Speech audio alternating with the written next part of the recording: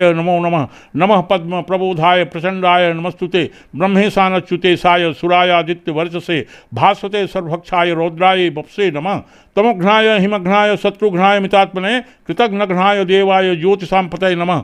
तप्त चामी कराभाय हरय विश्वकर्मणे नमस्तमोभिनिघ्नाय रुचय लोकसाक्षिणे नासत्ये स वैभूतं त्वमेव सृजति प्रभु पायत्ते स तपत्ये स वर्षत्ते स गवस्तिभिः एष सुप्तेषु जागृति भूतेषु परिनिष्ठित ऐश्चैवाग्निहोत्रं च फलं चैवाग्निहोत्रिणां दैवाश्च कृतवश्चैव क्रतूनां फलमेव च यानि कृत्यानि लोकेषु सर्वेषु परमं प्रभु एनमापसु कृच्छ्रेषु कांतारेषु। चप्पल उपल नहीं पहनता हूँ, खाली पर चलता हूँ। और हाँ। इसमें फायदा भी है सर गोबर में चलने से? हाँ, लाभ ही।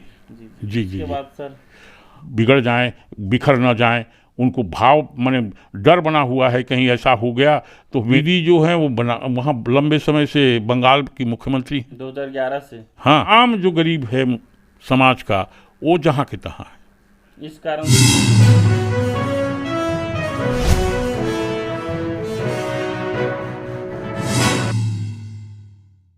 जय हिंद, जय भारत, जय जोहार, जय छत्तीसगढ़। मैं अमित कुमार और आप सभी का स्वागत है टीजीबी मीडिया में। और आज के हमारे खास कार्यक्रम में आज का हमारा खास कार्यक्रम है वक्फ बोर्ड पर।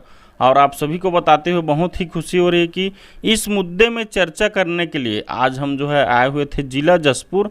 और जिला जसपुर के जो है नंद कुमार साय जी, जैसे आप देख सकते हैं हमारे साथ है, उनके गृह ग्राम में अभी हम उपस्थित हुए हैं और जानेंगे कि वक्फ बोर्ड है क्या, उसके बारे में जो उसके रणनीति चल रहे हैं, जो उसका विरोध चल रहा है, उस पर क्या कहना चाहेंगे। और सर के बारे में मैं कहना चाहूँगा कि सबसे वरिष्ठ जो है भाजपा नेता हैं सर जो है, और 3 बार के जो है लोकसभा सदस्य हैं, 2 बार के जो है राज्यसभा सदस्य हैं और छत्तीसगढ़ के जो है प्रथम नेता प्रतिपक्ष हैं। तो सर्वप्रथम स्वागत है सर आपका हमारे चैनल में। जी धन्यवाद। और आप यहाँ पर आए और जो विषय वक्फ पर आप जानना चाहते हैं, पूरे देश भर में उसके कारण कोहराम मचा हुआ है, कई प्रदेशों में विरोध हो रहा है, उस पर चर्चा बहुत ज़रूरी था। मैं भी ऐसा मानता हूँ। दरअसल में ये जो वक्फ बोर्ड है ये है क्या सर? एक्चुअल में पहले ये जानना चाहेंगे आपसे, वक्फ बोर्ड है क्या? ये वक्फ बोर्ड जो बना हुआ है, वक्फ बोर्ड, ये मुस्लिम समाज का एक संस्था है। जी सर। और इस संस्था के द्वारा उसका जो आधारभूत मान्यता है उस क्यों बनाया गया है, उसके पीछे वजह ये है कि जो मुस्लिम समाज के, ये जो अल्पसंख्यक भी कहते हैं या शरीयत को मानने वाले जो समाज है, उनके बच्चों का आर्थिक, सामाजिक और शैक्षणिक योग्यता को आगे बढ़ाने के लिए इस बोर्ड का उपयोग होता है। और उसी के लिए कथित रूप से बनाया गया है कि वक्फ बोर्ड के माध्यम से जो मुस्लिम बच्चे हैं अल्पसंख्यक वर्ग के और जो शरिया को मानते हैं, जी सर, शरीयत उनकी जो उसका एक नाम है, जो जिस मान्यता को धर्म के नाम पर मानते हैं, पूजा पद्धति जिनका है वो, तो उसमें ये जो वक्फ कानून बना है अभी, उसके पीछे उद्देश्य ये है कि वो बना तो है इस वर्ग के जो बच्चे हैं उनको अच्छी शिक्षा मिले, जी सर, और उनको जो शिक्षा मिले उनसे उनको रोजगार की भी प्राप्ति हो, जी सर, और वो अपने समाज की जो मान्यताएं हैं उसको भी ठीक से समझ सके। इस भाव के लिए बनाया गया है। अभी देखने में आया है केंद्र की सरकार हमारी, जिसको लीड कर रहे हैं माननीय नरेंद्र जी मोदी, वो हमारे पुराने मित्र रहे, हम लोग मध्य प्रदेश में साथ साथ में काम करते थे। हाँ, जब मैं मध्य प्रदेश का अध्यक्ष हुआ करता था, अविभाजित मध्य प्रदेश का, तो केंद्र के संगठन में माननीय नरेंद्र भाई मोदी जी थे और वो हमारे प्रभारी हुआ करते थे। और हम लोग पूरे मध्य प्रदेश, अविभाजित बहुत बड़ा प्रदेश, इतना बड़ा भूगोल कहीं किसी प्रदेश का नहीं होगा, आज भी बड़ा प्रदेश है, तो उस प्रदेश में सब जगह जाते थे और आपस में मिलकर के काम करते थे। ये जो आपने पूछा है वक्फ कानून जो बना है, वक्फ बोर्ड जो है वो क्या है, ये असल में ये जो शरिया को या शरीयत को मानने वाले मुस्लिम समाज है, उनके बच्चों की सिर्फ बने आर्थिक प्रगति कैसे हो, वो शैक्षणिक दृष्टि से मजबूत कैसे हों।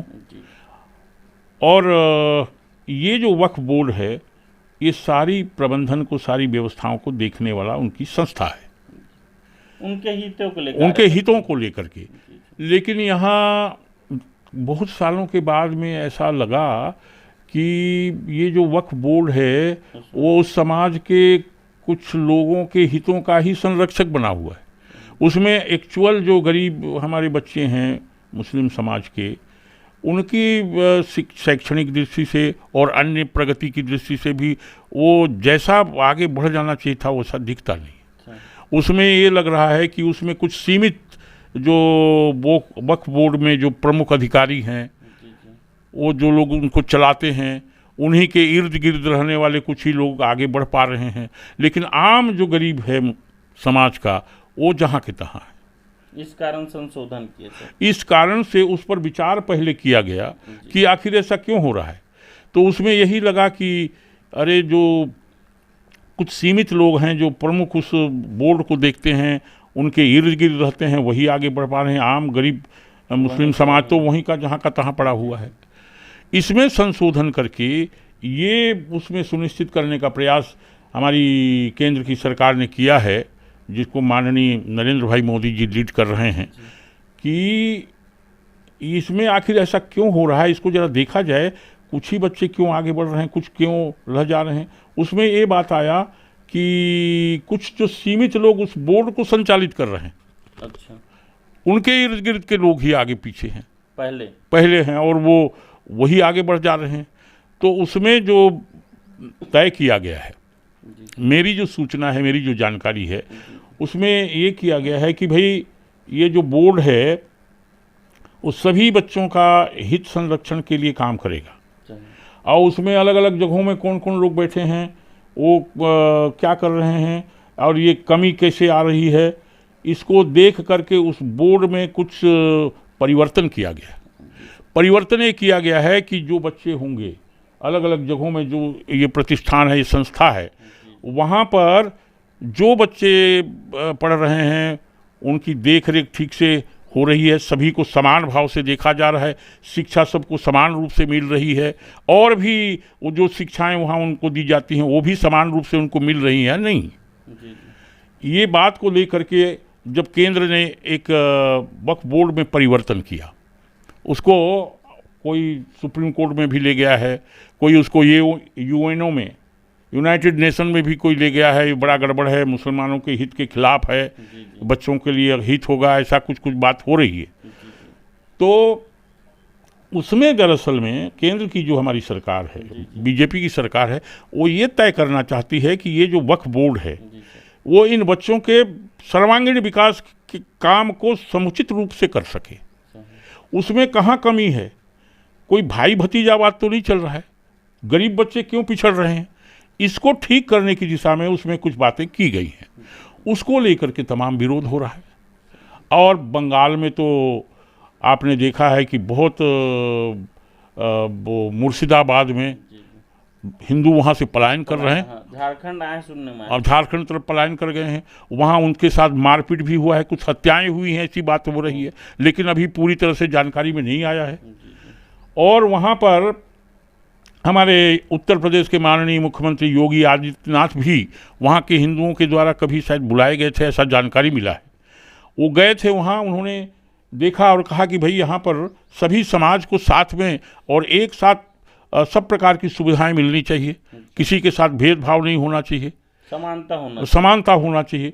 और भारतीय जनता पार्टी और सनातन समाज, ये सभी समाज को साथ लेकर के चलने की बात करती है। और हमारे जब माननीय अटल बिहारी वाजपेयी जी शुरू में नेता थे, हम लोग उनके साथ काम किए। तो एक बार एक बड़ा अधिवेशन हुआ था मुंबई में, तो उस समय एक नारा दिए थे, सब समाज को लिए साथ में आगे है बढ़ते जाना। वाह, ये भारतीय जनता पार्टी का नारा, वही भाव लेकर के आज नरेंद्र जी मोदी की सरकार में भी ये सब चल रहा है। तो हमारी केंद्र की सरकार ये जो वक्फ बोर्ड में जो कमियां दिखती हैं, क्यों कुछ बच्चे पिछड़ जा रहे हैं, उनको कैसे आगे बढ़ने का अवसर मिलेगा, इसी भाव को लेकर के कुछ उसमें संशोधन किए हैं। सबको साथ में मिले, सब लोग साथ आगे बढ़ें, वो लड़कियां हों लड़के हों सब आगे बढ़ें, ये भाव को उसमें रखने का प्रयास किया गया है। तो अब वो ममता दीदी जो हैं वो वहाँ लंबे समय से बंगाल की मुख्यमंत्री हैं, 2011 से, हाँ लंबा समय से काम कर रही हैं। तो वहाँ लगा उनको शायद जो मौलवी हों उनका कौन उनको गाइड किया, वो तो अलग अलग बोली है। वहाँ जब योगी आदित्यनाथ जी गए तो उनका भी बड़ा विरोध की, कैसे यहाँ आ गए। जी जी। और वो कह रही है कि नहीं यहाँ तो मैंने सबको समान है, मैंने वो हिंदू मुस्लिम सिख ईसाई बोल रही थी, मैं टीवी पर सुना था। वो अच्छी बात है, लेकिन आपके यहाँ ममता जी को ये बताना पड़ेगा कि आखिर दोयम दर्जे का नागरिक हिंदू कैसे हो गए। आपके यहाँ मुस्लिम समाज है, उनको मौलवियों के साथ आप बात कर रहे हैं, इनके साथ जब अन्याय हुआ, इनके साथ मारपीट हुआ, मुझे सही अभी जानकारी नहीं है, आगे और पता करना पड़ेगा, कुछ हत्याएं हो गई हैं ऐसा करके भी बात हुआ है। और वहाँ से मुर्शिदाबाद से हिंदू पलायन कर गए हैं झारखंड में और निरंतर वहाँ भाग रहे हैं अपना प्राण बचा करके। मैं टेलीविज़न पर पूछा, कुछ समाज था हिंदुओं का, उनको पूछा गया कि आप यहाँ कैसे भागे, हम अपना जान बचा के भागे हैं। जो लोग वहाँ रह गए थे कुछ लोगों को की हत्या कर दी गई है। तो ये वक्फ बोर्ड का कानून को आधार बना करके हिंदू समाज का विरोध करना या भारतीय जनता पार्टी का कोई बात है, तथ्य है तो उसको सामने आकर के कहें। वो पार्लियामेंट में जो उनके मेंबर होंगे वो उसको रखें, वहाँ पर कुछ भी होता है तो बीजेपी के बीच में ला देते हैं। और हिंदू समाज को टारगेट करने की कोशिश जो हो रही है बहुत गलत है। और मैं ऐसा मानता हूँ कि हिंदू समाज जहाँ जहाँ ताकतवर है, समाज में प्रतिष्ठित है, वहाँ किसी समाज को कोई अन्याय नहीं होगा, ये गारंटी है। और हमारा जो सनातन चिंतन है, सनातन समाज है, उसका भाव ही यही है। हमारे उपनिषद में लिखा है कि जिस प्रकार अनेक उद्गम स्थान से निकल करके नदियाँ टेढ़े मेढ़े मार्ग से होकर के अंत में उस महासागर में जाके मिलती हैं, ठीक उसी प्रकार मानव समाज के लोग अलग अलग भावों, अलग अलग भूगोल में, अलग अलग भूखंड में रहने होने के बाद भी, लगातार रहते आ रहे हैं, इसके बाद भी वहाँ पर उनके पुरखों के द्वारा, पूर्वजों के द्वारा ब्रह्म का अलग अलग स्वरूप का चिंतन मनन करते हुए, पूजन करते हुए, उनकी आराधना करते हुए अंत में उस पर ब्रह्म परमात्मा को ही प्राप्त करते हैं। ये भारत का चिंतन है, उपनिषद में लिखा है। इसी को संस्कृत में बताता हूँ। रुचिनाम वैचित्र्यात ऋजुकुटिल नाना पचजुसाम नृणाम एको गमस्तमसी पैसा मानवई। ये हमारा भाव है, इसलिए किसी के साथ कोई अन्याय नहीं हो सकता। वक्फ बोर्ड में जो कमियां हैं उसको ठीक करने के लिए हमारी माननीय प्रधानमंत्री जी के नेतृत्व में चलने वाली सरकार इसको ठीक कर रही।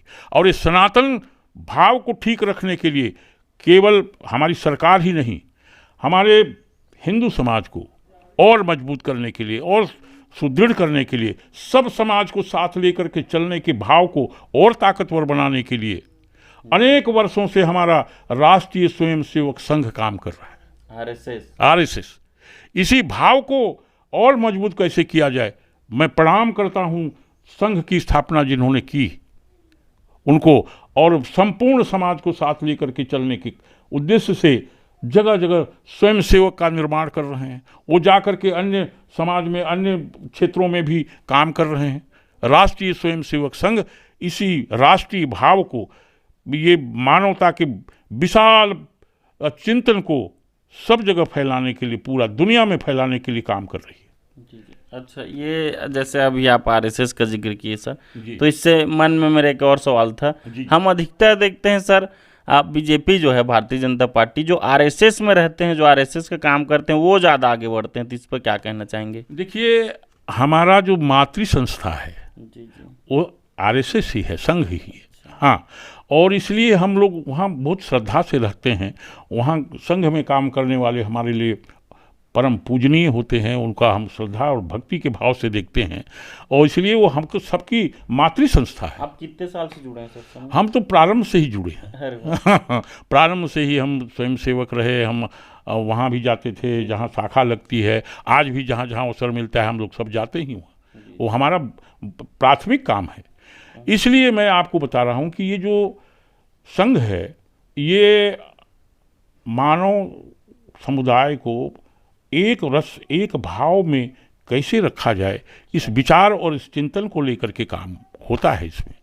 और मैं आपको बता दूं, इस देश को अलग अलग तरीके से भ्रमित करने के लिए भी बहुत सारे कुछ कम्युनिज्म या कोई और संस्था को चलाने वाले लोगों ने यहाँ काम पहले से भी शुरू किया है।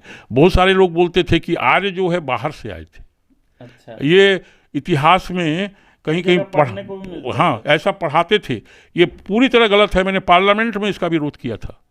आर्य जो है कहीं से आए थे नहीं, वो हमारा मूल जो भाव है वो, इस देश का पुराना नाम आर्यावर्त है।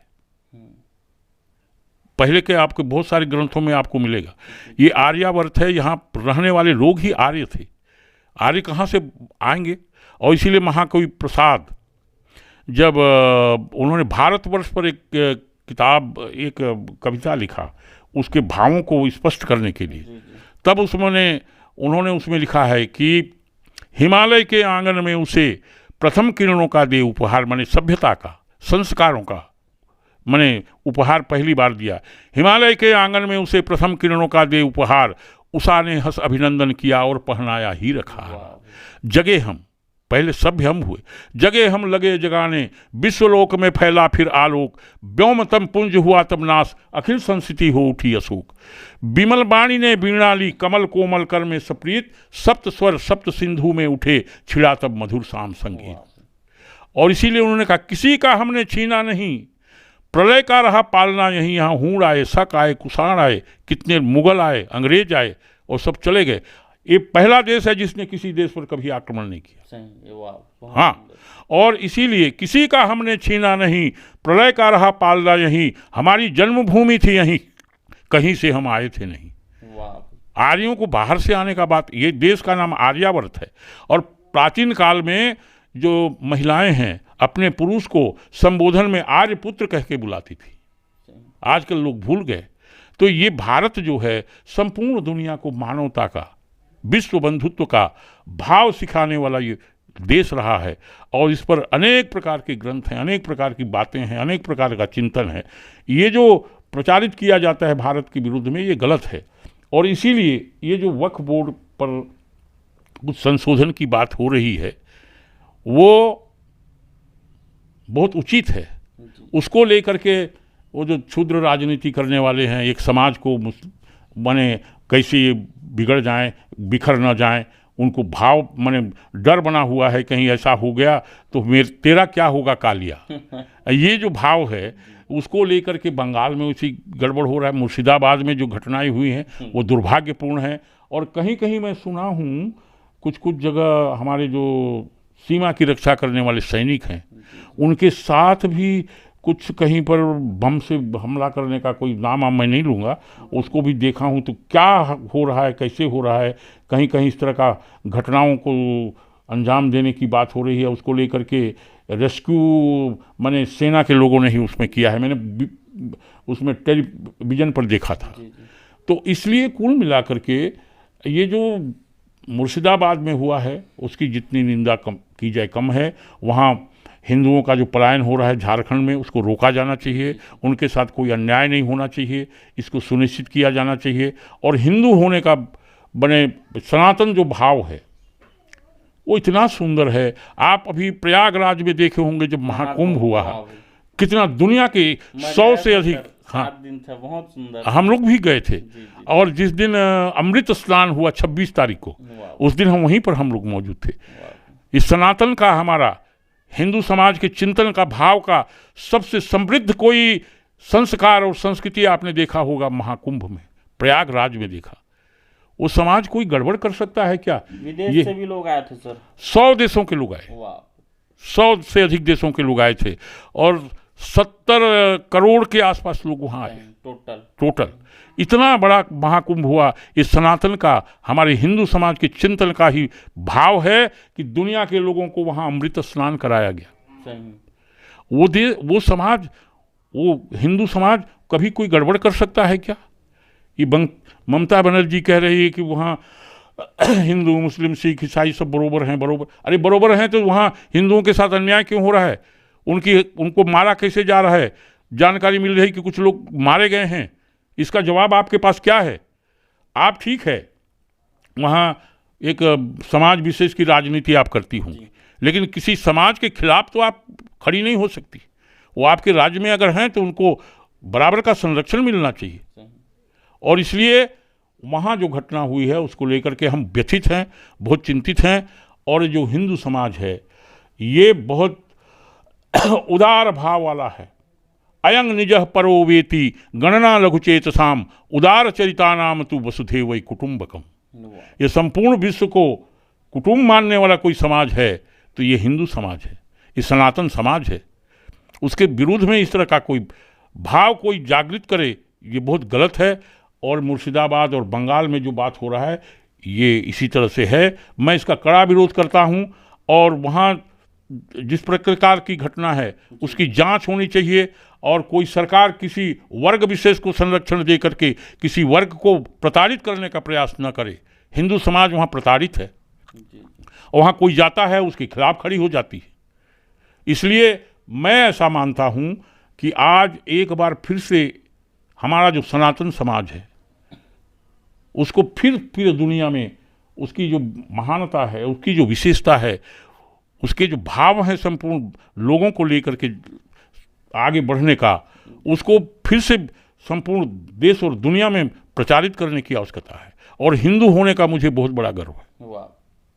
मैं हिंदू हूँ और इसलिए इसके भाव क्या हैं, किस तरह से ये हिंदू समाज को आगे लेकर जाया जा सकता है, उसको मैं आपको कुछ कविताओं में आपको बताना चाहता हूँ। हाँ, मैं वही प्रतापी हिंदू, मैं वही प्रतापी हिंदू हूँ, मैं ज्वालामुखी धराधर हूँ, मैं सरस सुधा में इंदु हूँ, मैं वही प्रतापी हिंदू हूँ। गौतम कपिल कणाद व्यास मैं ही अगस्त विज्ञानी हूँ, मैं परशुराम प्रलयंकर हूँ, मैं द्रोण धनुर्धर ध्यानी हूँ, याज्ञवल्क्य जमदग्नि अत्रि मैं ही पाणिनि सुज्ञानी हूँ, चाणक्य महानीतिज्ञ चतुर अत्यंत आत्माभिमानी हूँ, मैं वही प्रतापी हिंदू हूँ। मैं हरिश्चंद्र हूँ दृढ़ प्रतिज्ञ, नृपसिवी प्राणी रक्षक हूँ, मैं रामचंद्र रघुकुल भूषण मर्यादा का संरक्षक हूँ। दुष्ट दैत्य दानव दल के दमनार्थ बन गया तक्षक हूँ, मैं प्रणपालक राणा प्रताप हूँ, फलपत्र कंद तृणभक्षक हूँ, मैं वही प्रतापी हिंदू हूँ। मैं चंद्रगुप्त बनकर प्रगटा, विक्रमादित्य बनकर आया, सकहूण यवन गिन गिन मारे, संपूर्ण विश्व तब थर्राया।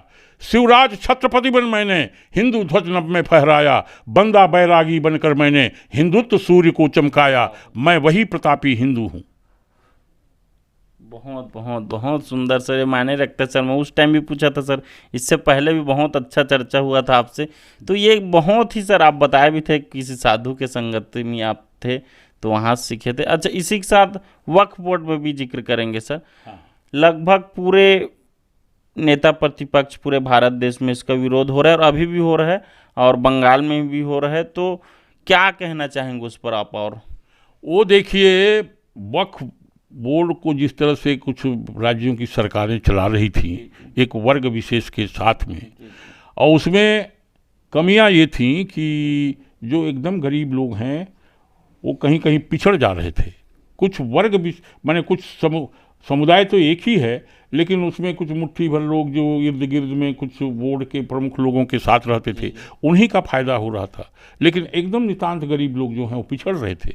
उसी को ठीक करने की दृष्टि से वक्फ बोर्ड में कुछ संशोधन केंद्र की सरकार, हमारी नरेंद्र जी मोदी की सरकार ने किया है, तो उसका विरोध लेकर के जुलूस निकलवा रहे हैं, तरह तरह का काम कर रहे हैं। क्योंकि कुछ इस तरह के क्षुद्र सोच वाली सरकारों का शायद कुछ नुकसान हो सकता है, वर्ग विशेष को लाभ दे करके कुछ वर्गों को किनारे डाल करके जो राजनीति चला रहे हैं बंगाल में जो इस तरह की बातें आती हैं उनको नुकसान हो सकता है, ऐसे लोग इसका विरोध कर रहे हैं। अच्छा, साथ में भी जानना चाहेंगे सर, आप काफ़ी दिग्गज नेता हैं, काफ़ी लंबे समय से आप भाजपा में हैं, तो जो बंगाल में ममता बनर्जी जी हैं 2011 से बने हुए हैं वहाँ, तो क्या कहना चाहेंगे उनकी नीतियों पे? क्या कहना चाहेंगे आप? सहमत हैं? देखिए, हमारे लिए मैंने जैसे पहले कहा कि हमारे लिए सारे वर्ग, सारा समाज सब एक साथ हैं वहाँ पर ये जो राजनीति कुछ पार्टियां करती हैं, वो जैसे मेजोरिटी में वहाँ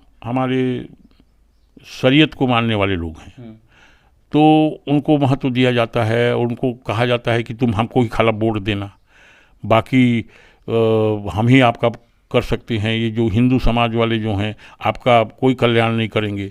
ऐसा करके उनको एकजुट रखने में अपने राजनीति का क्षुद्र सोच जो है उनके मन में भरते हैं और वही उनको वोट करते हैं।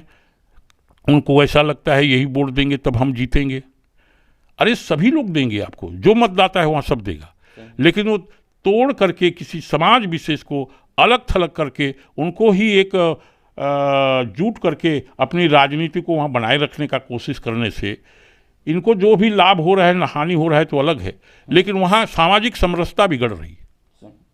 तो ये इस तरह से जो करते हैं उसके कारण वहाँ हमारे अब लोग जा रहे हैं, योगी आदित्यनाथ भी गए हैं, वहाँ उनको बुलाया जाता है। धीरे धीरे उनको अपनी राजनीति भविष्य में खतरा दिख रहा है। हाँ। तो इस कारण से ये किसी के आने जाने का, हिंदू भाव को सब माने प्रचारित करने वाले भाव जो हैं उसको लेकर के इन्हें चिंतित हैं और उनका विरोध करना शुरू करते हैं। अच्छा, साथ में भी जानना चाहेंगे सर, ये जो ममता बनर्जी जी हैं उनका लगातार भाजपा से टकराव होता है, तो इस पर क्या कहना चाहेंगे? वही बात यह है कि हम लोग सब समाज को लेकर चलना चाहते हैं, अब वो हिंदू समाज का विरोध करती है और केवल कुछ वर्ग विशेष को साथ लेकर के राजनीति अपना जिस तरह से चल रही है उसको चलाना चाहती है। और इस कारण से उसको लगता है कि यहाँ पर हिंदू भाव अगर जागृत होगा और लोग भी उसके साथ में कहीं जुड़ गए तो उसका तो माने राजनीति भविष्य में खतरे में होगी। इस कारण से ये टकराव का भाव आता है। अच्छा, ये जैसे राजनीति खतरे में बताया सर, तो मैं कुछ पढ़ के भी आया था, निकाल के भी आया था, तो बहुत ही हर्ष का भी विषय रहेगा सर भारतीय जनता पार्टी के लिए। 42 लोकसभा सीट में आप लोग जो है 18 जीत के आए हुए थे सर, अभी हाल ही में जो लोकसभा चुनाव हुआ उस पर 2019 में जो, तो क्या लगता है, लेकिन टीएमसी जो है पिछले 2011 से बना हुआ है बंगाल में, तो आगामी जो चुनाव होगा क्या लगता है, अभी विपक्ष में भी भाजपा ही है, तो आगामी समय में क्या लगता है सर, सरकार बना पाएगी भाजपा की और बहुत मेहनत करना है? जो धर्माधिकारी हैं और वो और भी हमारे नेता हैं वो लगातार प्रयत्न कर रहे हैं, मेहनत बहुत परिश्रम हो रहा है लगातार। वहाँ माने हिंदू के जो बड़े बड़े जैसे हनुमान जयंती पर है वहाँ भी उस समय गदर करा दिया गया था।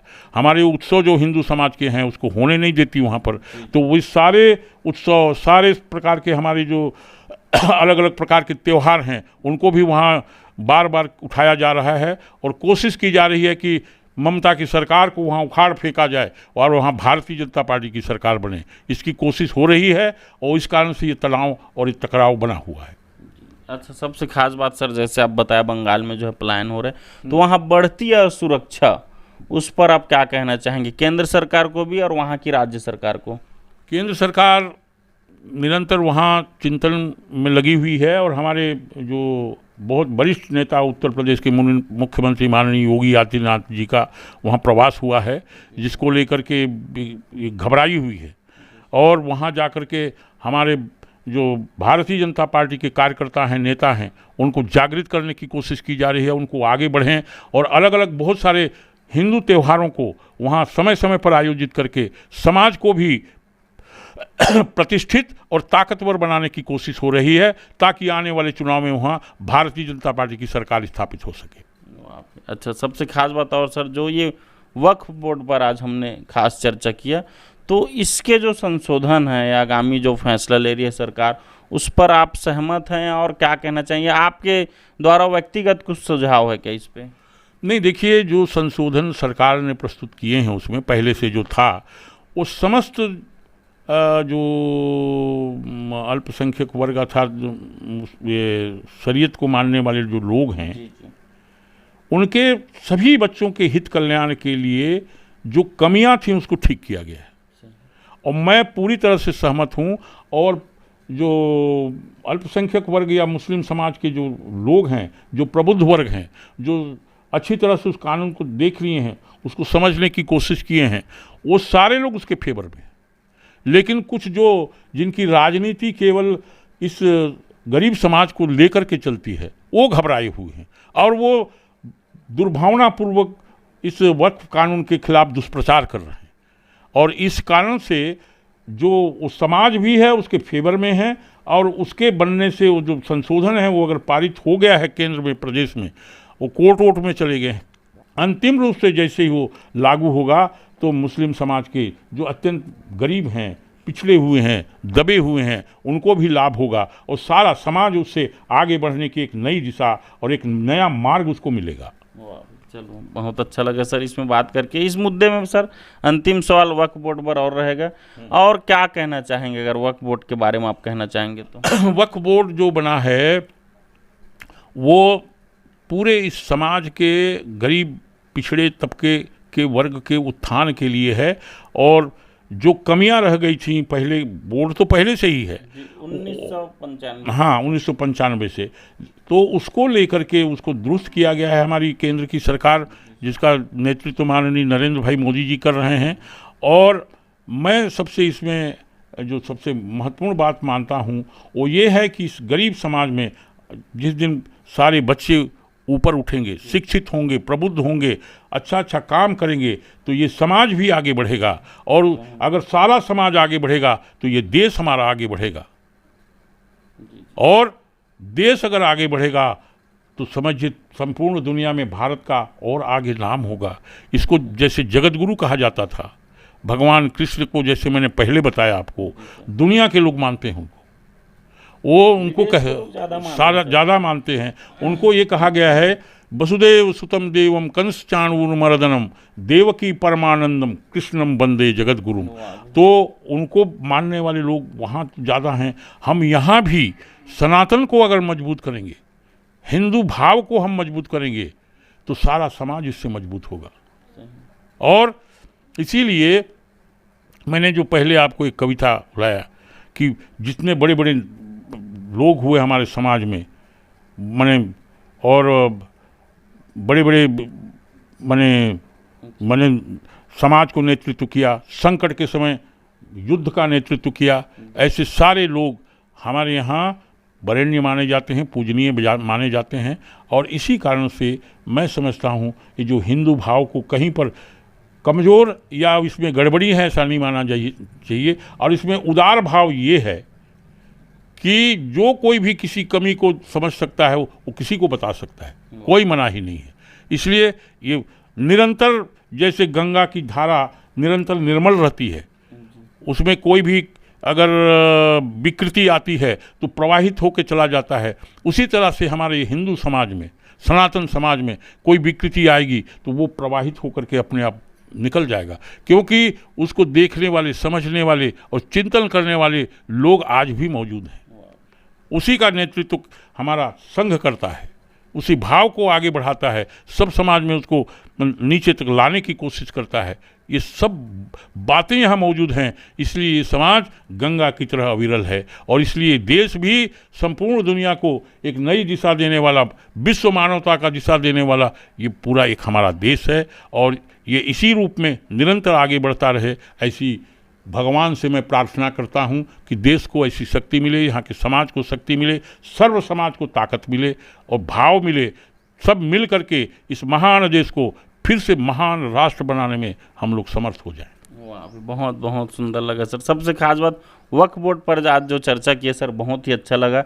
कुछ जानकारी मेरे को भी नहीं था, वो आपसे आज पता चला सर। आज पूरा दुनिया भी देखी। ये तो वक्फ बोर्ड के बारे में बहुत अच्छा बताया सर, आप हिंदू धर्म के लिए बहुत अच्छा बताया। कुछ आपके व्यक्ति जीवन के बारे में भी चर्चा करेंगे सर, इससे पहले भी किए थे लेकिन कुछ सवाल जो है छूट गए थे।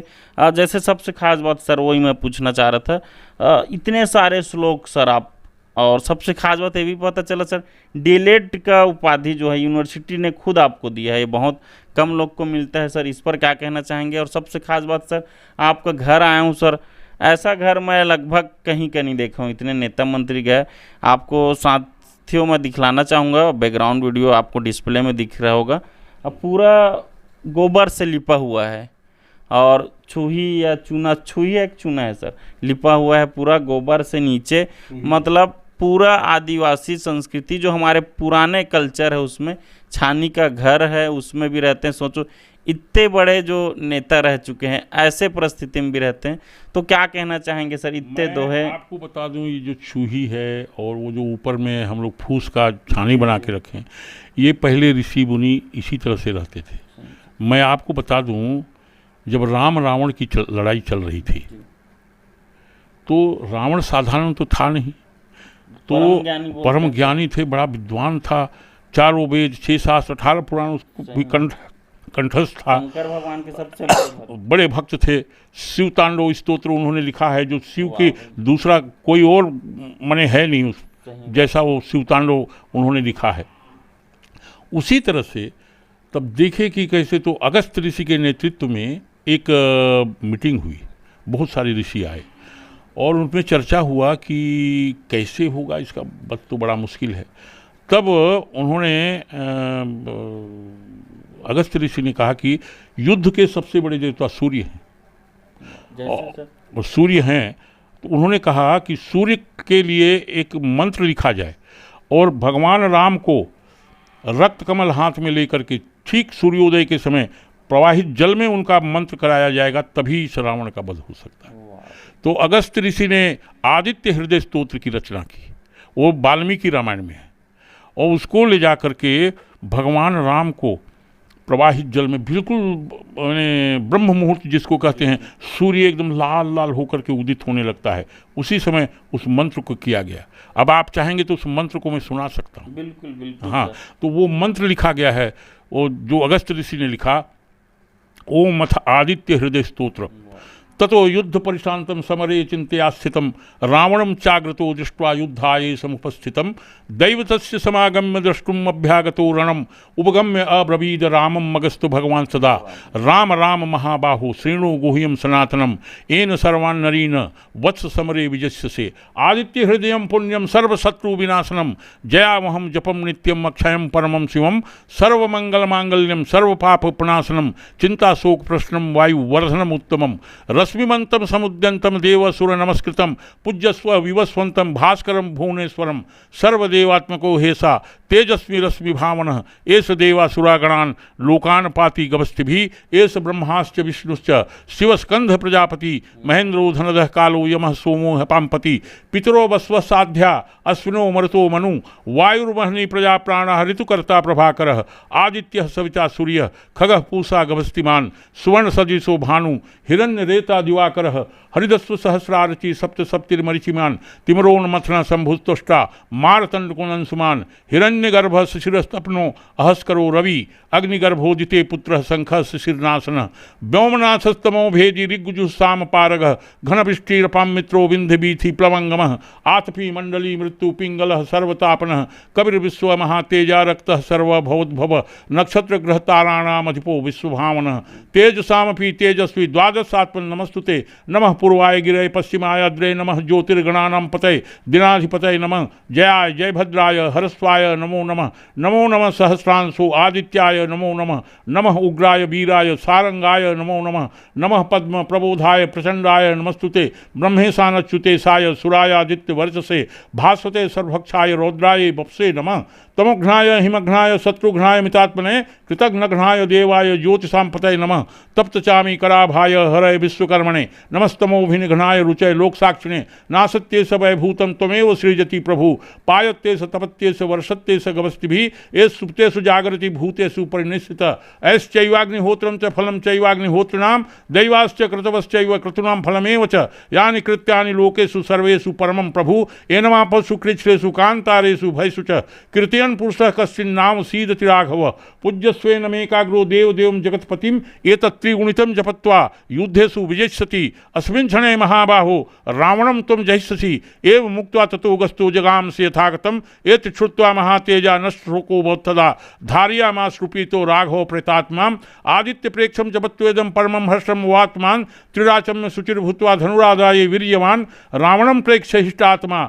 जयारथं समुपागतं सर्वयत्नेन महतावृतस्तस्य वधे अभवत् अथ रविर्वदन् रीक्ष्ये रामं मुदितमना परमं प्रहिष्यमाणः निश्चरपति संशयं विदित्वा सुरगण मध्यगतो वचस्व त्वरेति मम कामः श्री सूर्यनारायणमर्पणमस्तु।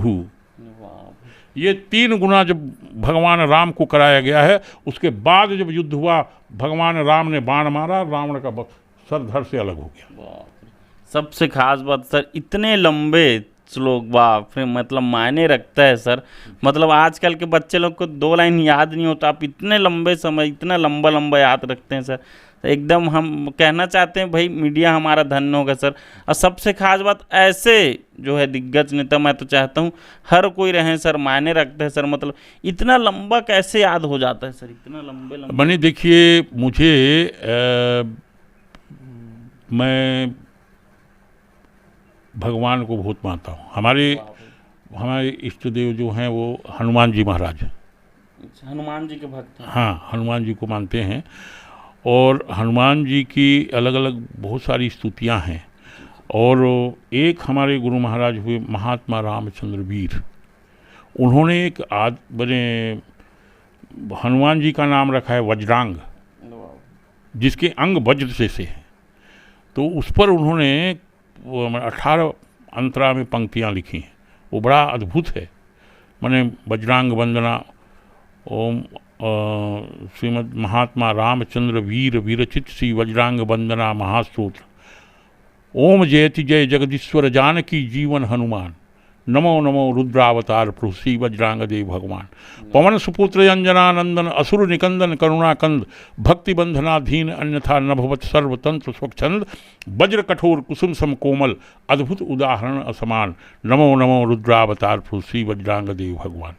महावीर मुनिजन संपूजित, मानव मूर्त मनोज्ञ महेश, वातात्मज विस्तीर्ण विविध बपु, वरद विराट विशुद्ध विशेष, गदा प्रहारक भूधर धारक, निश्चर संहारक रणधीर, रावण मदमर्दक संघर्षक, लंका विध्वंसक प्रणवीर, स्वेच्छा सेवक धर्म धुरंधर, सेवाव्रतधारी सुज्ञान, नमो नमो रुद्रावतार प्रभु श्री वज्रांग देव भगवान।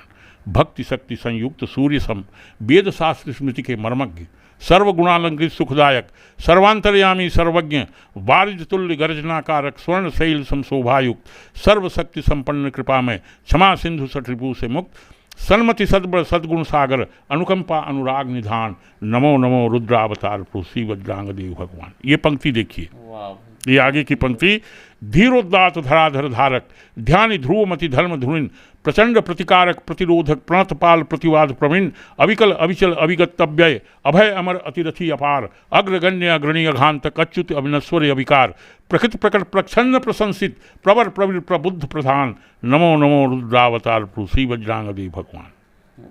बहुत बहुत सुंदर सर। अच्छा, एक और मेरे मन में सवाल है सर।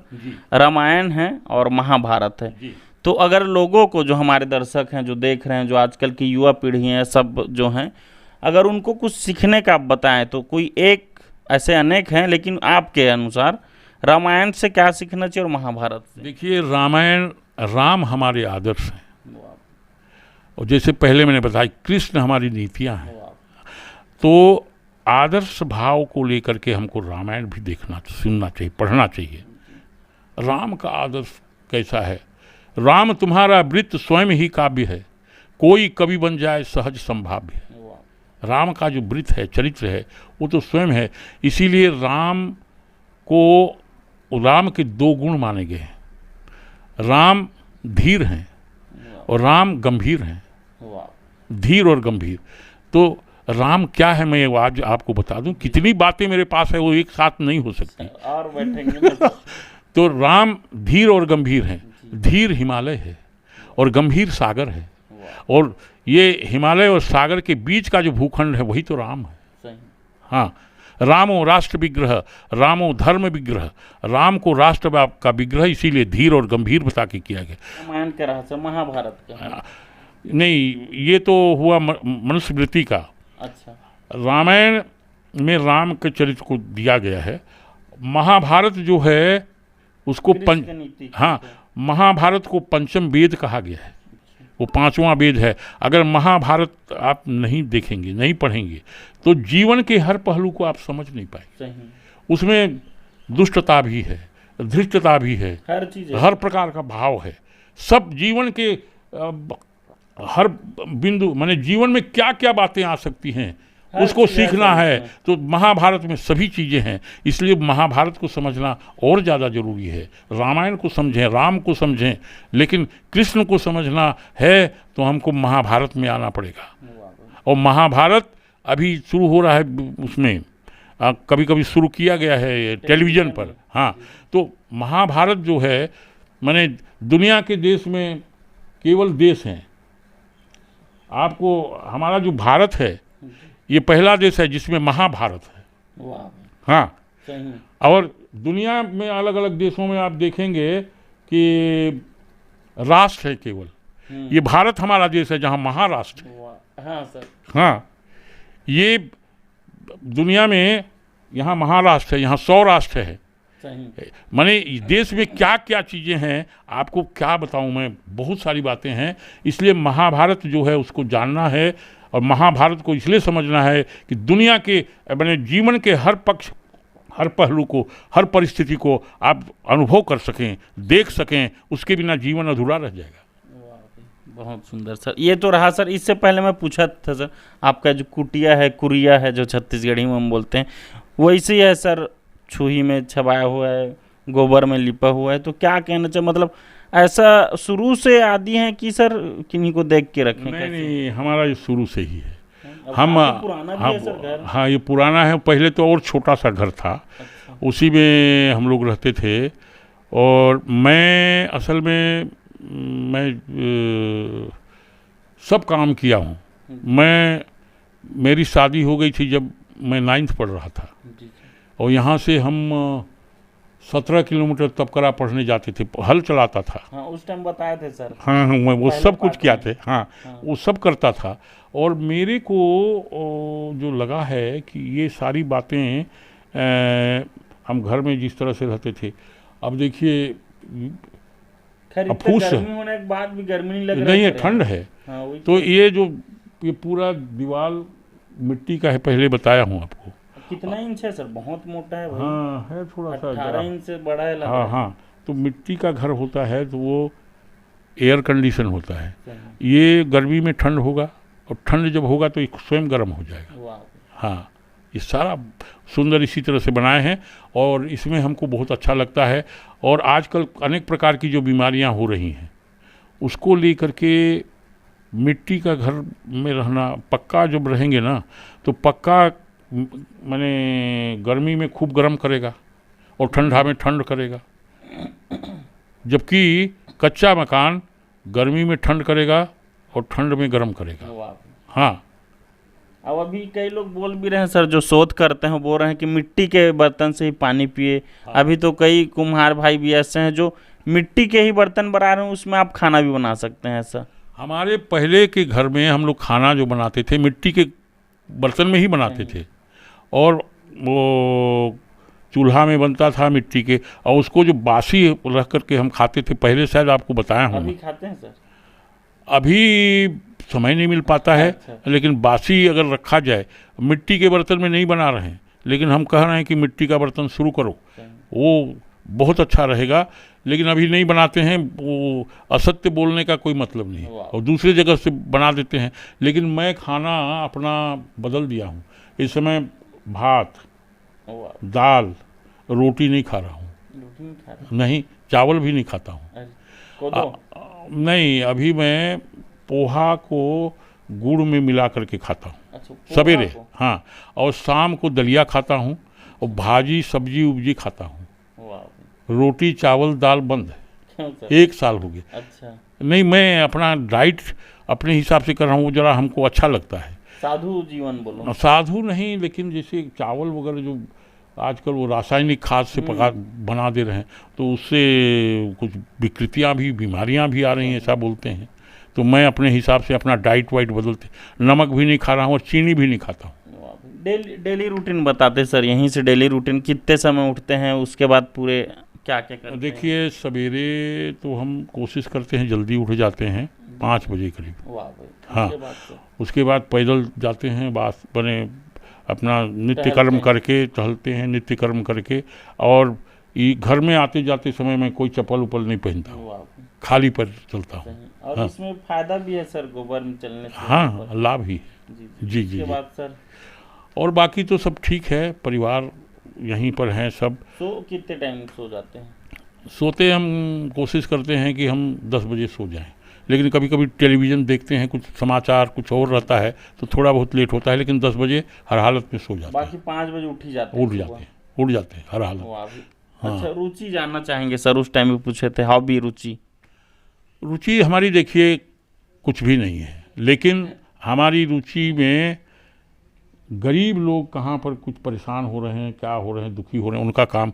इसीलिए हमको कई बार पहले कहा गया कि आप उस पद में, मैं कहा कहाँ जाऊँगा, क्या करूँगा। यहाँ हमको आम जो गरीब लोग हैं उनका कोई संकट है, कोई दुख है, बहुत करते हैं उनको। हम 50 मर्डर केस का इंक्वायरी किए और उनमें जो छूट गए थे वहाँ पुलिस वाले दंडित हुए।